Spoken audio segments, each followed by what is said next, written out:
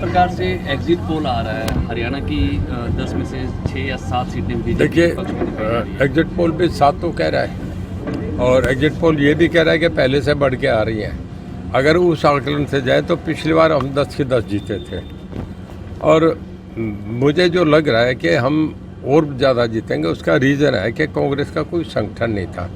15 साल से कांग्रेस का संगठन नहीं, कांग्रेस के पास कोई लीडर नहीं था सिवाय एक भूपेंद्र सिंह हुड्डा घूम रहा था या शैलजा यहाँ लड़ रही थी, बाकी कोई चुनाव लड़ नहीं रहे थे, सारे एबसेंट थे।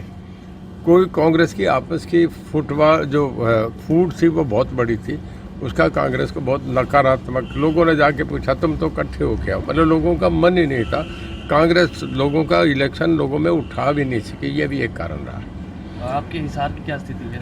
हिसार में आप ये समझो जी 1 लाख के आसपास जीत रहा हूँ। मेरा मार्जिन 10,000 कम हो सकता है, 10,000 बढ़ सकता है, अराउंड 1 लाख वोटों से जीत रहा हूँ। जिन सीटों पर कांग्रेस अब कर रही है उसमें सिरसा, सोनीपत और रोहतक है, क्या आपको लग रहा है कि एग्जिट पोल अभी है आगे?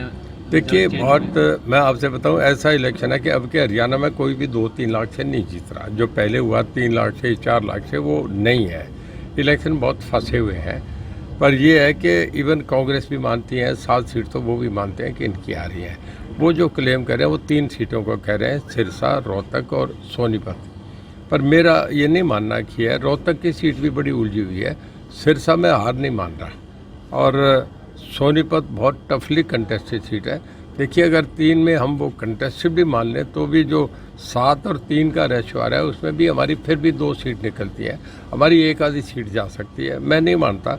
पीछे का दोनों इलेक्शन हम देख लें, अब के मोदी साहब का जो ऑल इंडिया जो सब जगह उनकी सीट बढ़ी हैं, पहले से जो इसकी बीजेपी की सीट बढ़ी है, तो मेरा ये मानना है कि सीटें बढ़ के आएंगी। क्या वजह क्या है? हालांकि मोदी की देखिए मोदी के लहर थी, मोदी के लहर का ही वोट है केवल मोदी को। और सबसे बड़ा एक फैक्टर जो मैंने देखा है बहुत नीचे सर्वे करवा के, हस्बैंड ने तो कहीं कहीं कांग्रेस को वोट डाल दिया पर उसकी वाइफ ने जो वोट है वो बीजेपी को डाला है। लेडीज़ के मैक्सिमम वोट पड़े, वो राम मंदिर करके समझ लो, मोदी साहब के लिए उनका लगाव समझो, मोदी साहब की भक्ति और परमात्मा में कभी कभी वो ऐसे वेश में रहते हैं कि लोग उन्हें भगवान की तरह लेते हैं, ये भी एक कारण है। कुछ भीतरघात के भी आरोप लगे हैं, सोनीपत के कैंडिडेट ने भीतरघात के आरोप लगाए हैं कि बीजेपी के नेताओं ने या एमएलए की जो देखिए जो कैंडिडेट ने किसी ने लगाए वो जाने, मैं नहीं। वैसे हमारी मीटिंग जो हुई थी सब उसमें ये कहा था कि जो कुछ है वो सब आप सच्चा लिखें। किसी ने नहीं मदद करी तो किसी अधिकारी ने नहीं, अगर कोई गंदा रोल रहा है तो जैसा आप जिसने अच्छा काम करा उसका भी अप्रिशिएट करो। इस तरीके का चर्चा हुआ।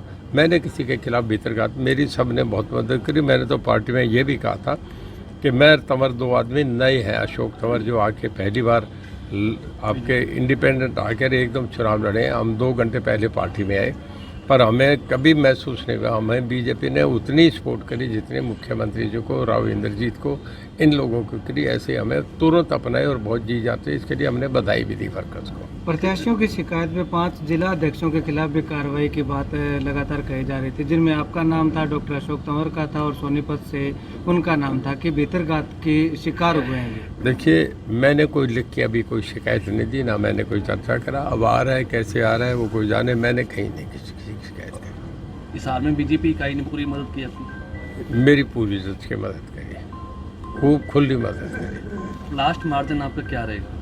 मैं 1 का बता रहा हूँ, 1 लाख का मार्जिन है।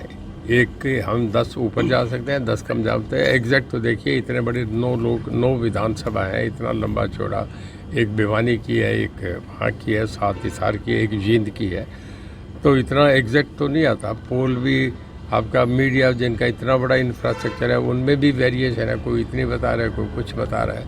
पर ऑलमोस्ट ये माने मैं 2 फैक्टर लेता हूँ। एक तो मोदी जी का जो बड़ी है सीटें, आपके साउथ में बहुत बड़े हैं, वेस्ट बंगाल में बड़े हैं, उड़ीसा में बड़े हैं, इवन तमिलनाडु में उन्हें सीट 7-8 है, ये आंध्रा तेलंगाना में आ रही है। ये जो सीट बढ़ी है इससे ये लगता है कि उनका क्रेज पहले से ज़्यादा है।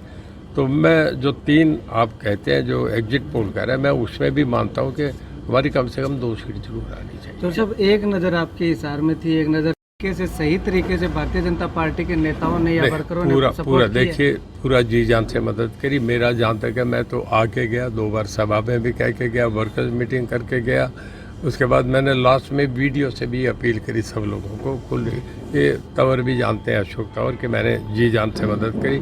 अब दूसरे किन्होंने करी नहीं करी, ये अशोक तंवर कैंडिडेट तो बेहतर समझते हैं, क्योंकि मैं खुद चुनाव लड़ रहा था तो मैं ज़्यादा समय यहाँ नहीं दे इसका। जिस प्रकार से आपने सपोर्ट किया, आप गांव-गांव में गए भी थे अशोक तंवर के प्रचार के लिए, लेकिन उस प्रकार से कुलदीप बिश्नोई के परिवार से आपके साथ लोग कम दिखाई दिए, केवल बड़ी सभाओं में ही दिखाई दिए थे। नहीं, बाद में कुलदीप बिश्नोई के लड़के ने पूरी अपना जो आदमपुर विधानसभा सब गाँव में गया, मेरा बेटा भी साथ था, उन्होंने मदद करी। 4 जून को किस तरह के समर्थक आपके जश्न मनाएंगे? देखिए, 4 जून को लोगों ने मनाना है, लोगों ने जिताया, लोग ये मनाएंगे, मैं उनके बीच में हाथ जोड़ के खड़ा रहूँगा। ये तो लोगों का है, लोग अपनी जीत की खुशी मनाएंगे, जिसमें पार्टी भी है, मैं भी हूँ, हम अलग नहीं हो सकते। अब एक परिवार हो गया ना, पार्टी में और जनता का जो। इन लोकसभा चुनावों का क्या आगामी विधानसभा चुनाव जो 4 महीने बाद ही होंगे, क्या असर पड़ेगा? देखिए, अगर हम 70% 80% भी जीतते हैं तो निश्चित है कि विधानसभा हमारी होगी, इस चुनाव का असर पड़ेगा।